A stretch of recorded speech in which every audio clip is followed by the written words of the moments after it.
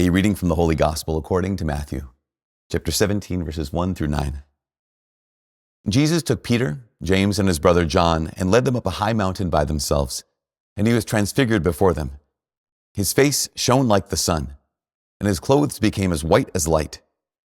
And behold, Moses and Elijah appeared to them, conversing with them. Then Peter said to Jesus in reply, "Lord, it is good that we are here. If you wish, I'll make 3 tents here, one for you, one for Moses, and one for Elijah." While he was still speaking, behold, a bright cloud cast a shadow over them, and then from the cloud came a voice that said, "This is my beloved Son, with whom I am well pleased. Listen to him." When the disciples heard this, they fell prostrate and were very much afraid. But Jesus came and touched them, saying, "Rise, and do not be afraid." And when the disciples raised their eyes, they saw no one else but Jesus alone. As they were coming down from the mountain, Jesus charged them, "Do not tell the vision to anyone until the Son of Man has been raised from the dead." The Gospel of the Lord. So last week we started our Lenten series. And the reason we did this is because the reality, of course, is that every life is a story. Every person is an author. And the only question is, who will you and I become at the end of the story? That's this theme as we're doing for this whole Lent, for all of Pray 40. This, as we're following these stories, the story of the prodigal son, the story of the brother Karamazov, the story of Scripture, we recognize this. We recognize that every person, every life is a story. Every person is an author. And the question is, who will you be at the end of the story? The question is who will you become? And so last week we talked about the fact that every story has a beginning, that there's this moment when we have to choose to act, we have to choose to move, we have to choose to write. And we can either write apart from God, sometimes that's our choice, right? I want to do this on my own. I want to be happy apart from God, which every sin has as its root, or we can let God be our co-author. But not only does every story have a beginning. This week we're going to talk about this fact that every story has a title. Every story has a title. And what does the title do? The title summarizes the theme that runs throughout your entire story. So you're thinking about your autobiography. What would the title be? What would be the theme that you would say, this is the lens through which I understand all the circumstances of my life? Because that's what the title is, right? The title is the summary of the speech that's going through our minds, that's going through our hearts, that basically is the filter. It's the perspective from which, if you say, here's someone else, if you want to know who I am, if you want to know my story, if you want to understand who I am, if you want to understand my story, this is the lens. This is the speech that runs through my mind. This is the title that names my story, names my autobiography. So a couple of years ago, I don't know if you remember this, 2 years ago, in fact, during Lent, during the same season, during the same series, during Pray 40, we followed the story of a man named Father Walter Ciszek. Father Walter Ciszek was, I think, born in Pennsylvania in 1904, immigrant parents, and he became a priest. And this man was driven. If you remember his story, he's just driven. He wanted to bring the gospel to the world. Particularly, he wanted to bring the gospel to Russia. That was under the communist oppression at the time. So he essentially, long story short, became a priest, went to Europe, was in Poland. Poland gets invaded by Russia. He's now in Russia. Immediately, almost immediately, he was taken prisoner, accused of being a Vatican spy. He was imprisoned in solitary confinement for over 1 year. He was tortured physically, tortured mentally. Finally, after a year, he broke. He broke spiritually. He broke mentally. And then he was sent to the gulags for almost 2 decades. And in all of this time, you can imagine that the story, the speech going through his head is, God, I do all these things for you, and what do you give me? You can imagine the speech going through Father Walter Ciszek's head is, I try and I fail. You imagine the speech going through Father Walter Ciszek's head is God doesn't care. But that's not the speech going through his mind. That's not the title of his book. In fact, the speech, you could say, the speech going through his mind, there's one line in the book that just summarizes so much, that even though he was stripped of so many things, he never lost his trust in God's love for him. And one of the lines that just struck me 2 years ago, and I've been trying to carry it in my heart for the last 2 years. He said this, he said, there will be a tomorrow and we have to live in it. And God will be there as well. That even in all this devastation, what could have made him bitter, what could have brought up resentment in his heart, the title of Father Walter Ciszek's book, his spiritual autobiography, wasn't bitterness, wasn't resentment. The title of his book was He Leadeth Me. That's how he saw his life. If you want to know the perspective of this is the lens through which I interpret everything that happens to me, the lens is He leads me. That speech is there will be a tomorrow and we have to live in it, and God will be there as well. Because there's a speech that lives inside every one of us. I mean, the reality, of course, is this. There's a speech that's in every one of us, and that speech can become the title of our autobiography. That speech is, that title is how we see ourselves, it's how we see others, it's how we see God. And so let's go to the one story we're following all throughout Lent, Luke chapter 15, the parable of the prodigal son. So I don't know if you know this, the context for the parable of the prodigal son starts out with Luke 15. And in Luke 15, it says this, it says, the tax collectors and sinners were all drawing near to listen to Jesus. But the scribes and Pharisees began to complain, saying, this man welcomes sinners and eats with them. So this is the context for why Jesus even tells this parable. Tax collectors and sinners are all drawing near to listen to Jesus. The scribes and Pharisees are upset about this. So here's the context. The context is Jesus is spending time with the bad kids, and the good kids are upset. Like Jesus is spending time with the kids who are smoking behind the school under the bleachers. And the church kids, they're really upset that Jesus wants to spend time with these people. And so it says this, it says, so to them, he addressed this parable. To those people who were like, okay, they're failures, right? They've rebelled against God, the tax collectors and sinners. They regret what they've done. But also, Jesus is speaking to the scribes and Pharisees. He's also speaking to the church kids. He's also speaking to those who are like, no, they did everything right. So again, it says, so to them, he addressed this parable. To who? To both groups of people. This is very important for us. Because why? Because both groups of people, they have a speech living inside of them. Both groups of people have a title to the autobiography. And the first group, the group of tax collectors and sinners, they're like the younger son, right? Remember the story of the younger son? We talked about it a little bit last week. The younger son goes to his father and says, Father, give me the share of your estate that should come to me. His father gives it to him. He takes it and he leaves. And Jesus says, and what's he do? He squanders it on a life of dissipation, just wastes it, wastes the gift his father gave him. He just absolutely wastes it. And it says this, when he spent everything he had freely, a severe famine struck that place and he found himself in dire need. The only job he could get was to tend the swine. Again, as a Jewish person, that's pretty low. And then he remembered his father's goodness. We talked about this last week.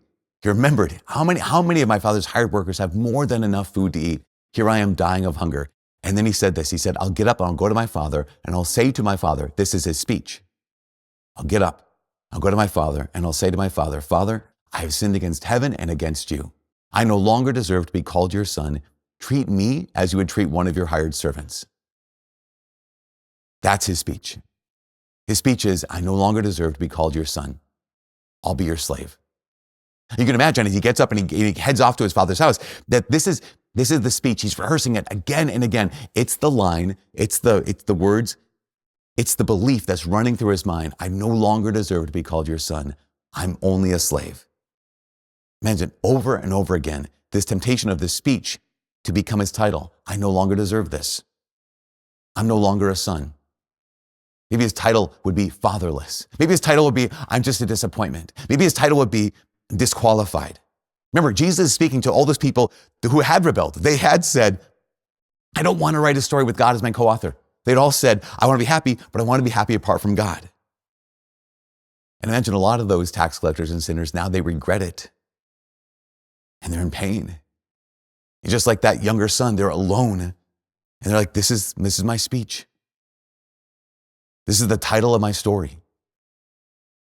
Disappointment, disqualified, fatherless. And I think this is interesting because it says, well, the son was still a long way off. Jesus is telling the story to them, right? This group of people had that speech in their head. Well, the son was still a long way off. His father spotted him and ran to his son. This is so important. He runs to his son and it says, falling on his neck, basically embracing him with this incredible embrace, began kissing him. He says, get the finest robe, put it on him. Put a ring on his finger, sandal on his feet. Slaughter the fattened calf. Let's rejoice and celebrate. And he says these words, because this son of mine was dead and has come to life again. He was lost and has been found. This is the key. The title of the younger son's, the speech going to the younger son's mind is, I no longer deserve to be called a son. The speech is, treat me as a slave. The title is, I'm fatherless. The title is, I'm disqualified. What's the father say? He says, no, you're claimed. His father says, this son of mine was dead and now he's alive. He was lost and he's found. The father does this. The father steps into the son's speech and he rewrites the speech and he rewrites the title. A couple of years ago, I was able to meet this amazing woman. Her name was Immaculée Ilibagiza. And Immaculate's story is one of just devastation. She's from Rwanda. In 1994, she was visiting back her home village for Easter break when the two kind of tribes in Rwanda are Hutus and Tutsis. At one point, Immaculate is a Hutu, and the Tutsis rose up, and basically it was this thing across the entire country for 91 days, almost 100 days. The Tutsis just slaughtered their neighbors. Like literal neighbor will rise against neighbor, and the Tutsis went from house to house, killing their neighbors with shovels and pickaxes and machetes and their bare hands and rocks. Immaculate, she fled.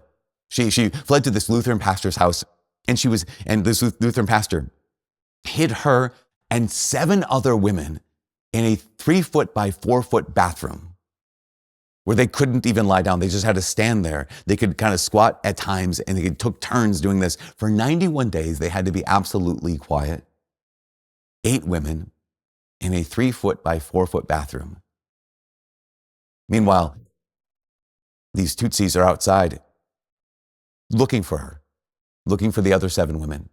They come to the Lutheran pastor's house. They think that they're going to get exposed. This whole time, all Immaculate could do, all she could do was pray the rosary. To pray the rosary again and again and again. She even said, I can't pray the Our Father, because Our Father, you have to say, Father, forgive us our trespasses as we forgive those who trespass against us. She said, I got to that line, and she's like, no, I will not forgive them, so I can't pray this prayer. Until somewhere in those 91 days, she allowed the Father to speak to her, over her, about her. And she experienced the Father's forgiveness. She experienced the Father's love in her own life.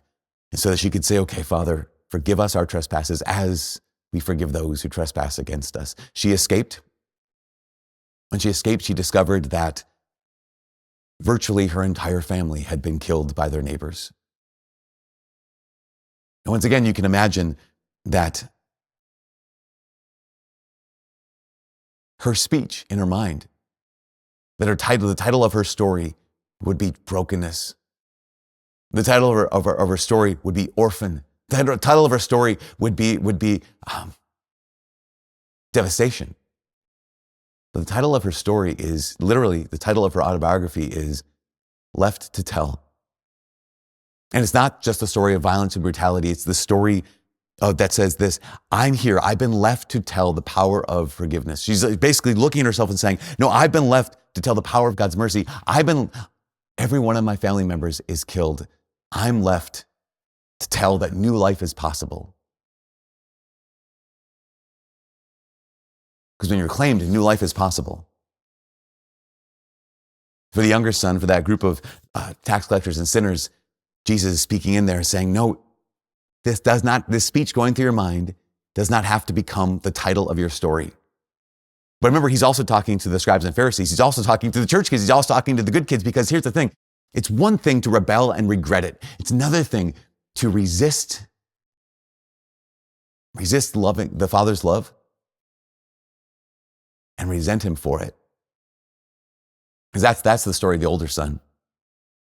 The story of the older son is what? It says, now the older son was out working in the field, and he comes back to the house, and he hears sound of music and dancing. And so what does he do? He goes to one of his servants and inquires what this might mean. And the servant says, your brother is back, and your father has slaughtered the fattened calf because he has him back safe and sound. And then it says, when he refused to go in, because here's the older son. He said, wait a second, I'm not going to go in there. When he refused to go in, his father comes out and pleaded with him. And the older son says to his father, look, all these years I have slaved for you, and not once did I disobey one of your orders. But when this son of yours comes back, who has swallowed up your property with prostitutes, for him you slaughtered the fattened calf. See, this is the remarkable thing about the older son, about the good kids and the church kids. This is one of the things. This is one of the most deadly thing that can happen in the heart of a church kid. One of the most deadly things that can happen in the heart of someone who says, no, actually, I'm trying. One of the most deadly things that can happen in the heart of someone who's trying to be good is resentment. You see other people who are rebellious and they're not disqualified. Other people who have turned away from the Lord and they're being pursued. Other people who have done the wrong thing and they're still loved. Not only loved, they're restored. Not only that, they're celebrated. And you can look at yourself and say, I've never rebelled.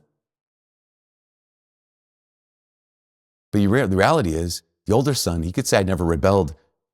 But it looks like he wanted the exact same thing as his younger brother. The younger brother, what did he want? He wanted a life apart from the father. The older son, he also wanted a life apart from the father. He realizes it's possible to stay at home and remain lost. This is every one of us. It's possible. There's no outward rebellion. There's no leaving, but it's possible to stay home and remain lost. You can realize, you see all these hints. Jesus is telling the story right to the scribes and Pharisees. They are resenting the fact they did everything right, but they're not being celebrated. This resentment is so clear in the older son. Why? I mean, think about this. He comes in, here's a party. He doesn't walk into the party and say, what's going on, you guys? He doesn't even go to the father and ask him. He goes to one of the servants. Why? Because he identifies more as a servant than as a son. He hears about his brother being alive. He hears about his father celebrating. Here's the deal. The younger son comes back because he remembered his father's love. The older son hears about his father's love and resents it.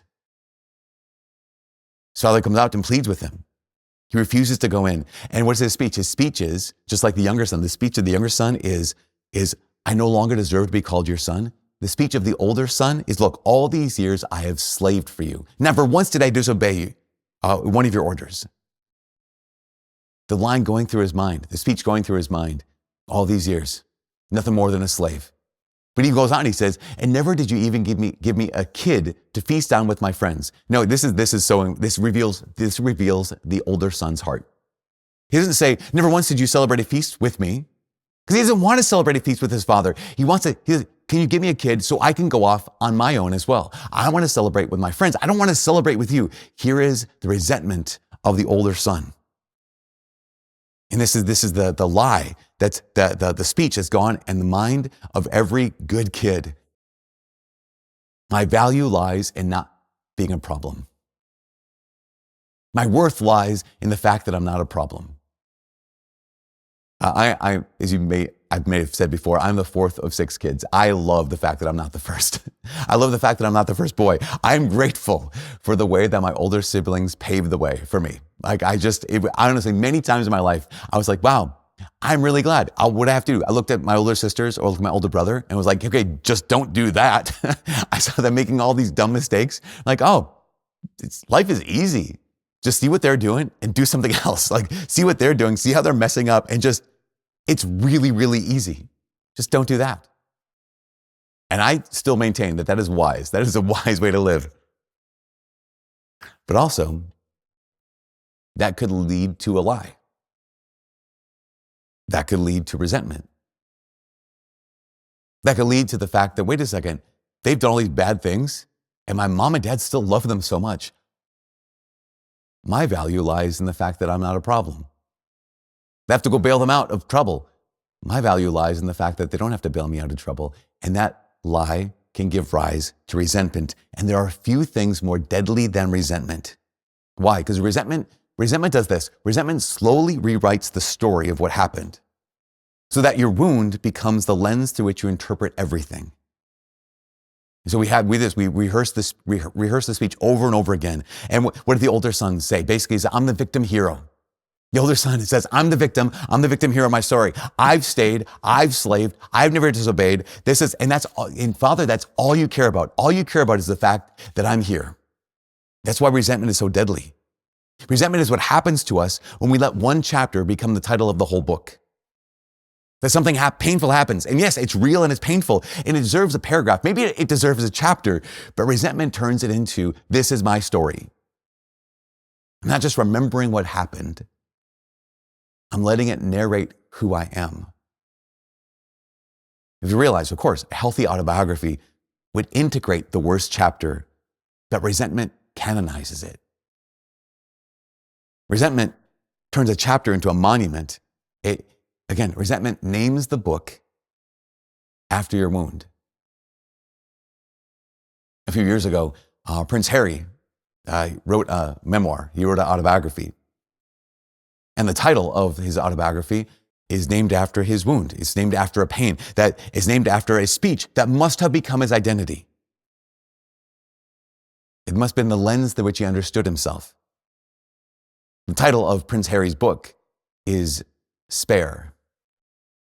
And I imagine the title, or the speech running through his mind is this, is that basically, as the second son to Prince Charles, as the second son to Princess Diana, I'm the backup plan to the one who matters. I'm the second son. I don't matter. So he named his book. The title of his autobiography is Spare. If you want to understand who I am, that's the lens. I'm the backup plan to the one who matters. And that's the older son. And that's us. And that's the power of resentment. Because resentment is powerful. But it doesn't have the power to move. Resentment has the power to paralyze. So what's the remedy? This is the last thing. What's the remedy? That if we've let our speech write our title, what's the remedy? It's two things. Number one is tell your speech. Tell your speech to the Father. Listen, both sons go to their father and they both give the father their speech. That's what we have to do as well.